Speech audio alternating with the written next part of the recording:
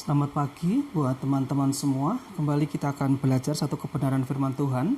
Pagi hari ini kita akan belajar dari 1 Tesalonika pasal yang keempat, ayat yang pertama sampai yang ke-12. Nanti teman-teman bisa baca di rumah ayat firman Tuhan ini. Nah, setiap manusia, setiap kita pasti rindu atau ingin hidup kita tuh berkenan di hadapan Allah, ya. Siapapun itu, dia rindu, dia ingin bahwa hidupnya itu berkenan di hadapan Allah.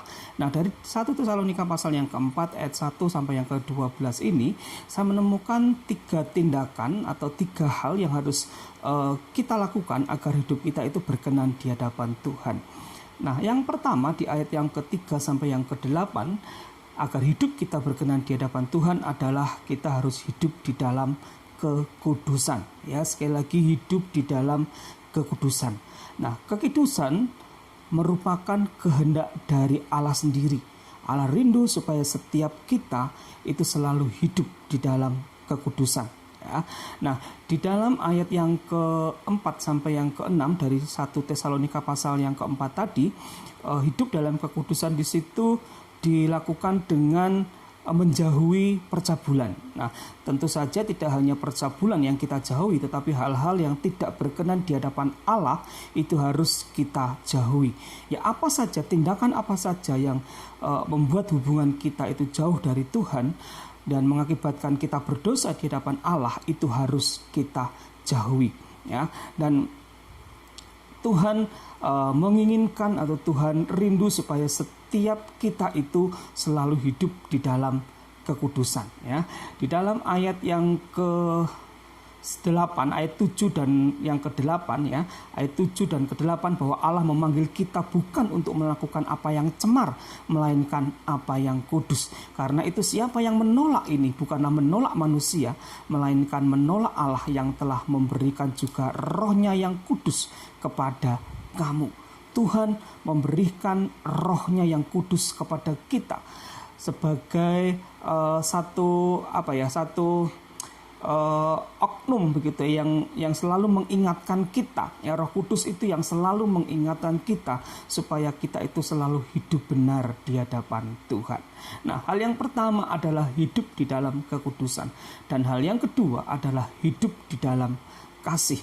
Yakobus 2 ayat yang ke-8 juga dikatakan bahwa kasihilah sesamamu manusia seperti kamu mengasihi dirimu sendiri.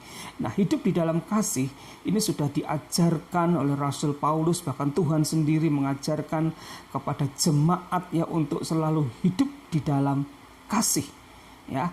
Kasih jemaat, ya, yang dilakukan, yang dikerjakan pada saat itu tidak hanya cukup di daerah itu saja, tetapi dia melakukan tindakan kasih itu sampai ke luar daerah itu, ya. Jadi terus menerus, ya, melakukan tindakan kasih. Nah, kasih yang harus kita lakukan, tindakan kasih yang harus kita lakukan tidak hanya kepada orang-orang yang seiman saja dengan kita tentunya, tetapi juga dengan orang-orang yang tidak seiman dengan kita. Kita harus juga melakukan kasih kepada mereka, melakukan tindakan kasih kepada mereka. Ingat bahwa kasih tidak hanya sekedar kita ucapkan, tetapi kasih perlu adanya tindakan dalam setiap kehidupan kita. Kalau kita hanya mengatakan kasih, tetapi tanpa ada tindakan, itu sama saja bohong, ya.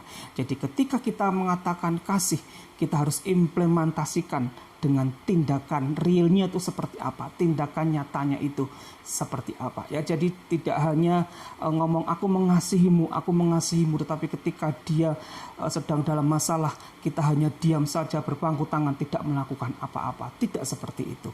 Jadi melakukan tindakan kasih, ya, tidak hanya sekedar kita ucapkan, tetapi perlu kita lakukan. Nah, hal yang ketiga agar hidup kita berkenan di hadapan Tuhan adalah hidup di dalam kehormatan. Maksudnya apa? Maksudnya bukan kita kemudian gila hormat, ingin dipuji, ingin disanjung, bukan. Tetapi hidup dalam Kehormatan di sini adalah hidup saling menghargai satu dengan yang lain. Hidup saling menghargai, hidup tenang satu dengan yang lain. Ya, jadi kita harus bisa menghargai orang-orang yang ada di sekitar kita.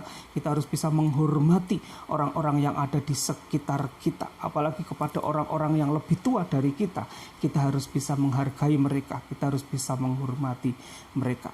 Nah, 3 hal yang saya bagikan pagi hari ini.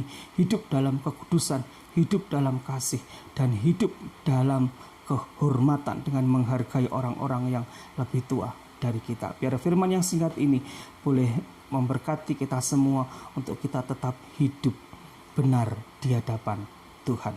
Tuhan Yesus memberkati. Shalom.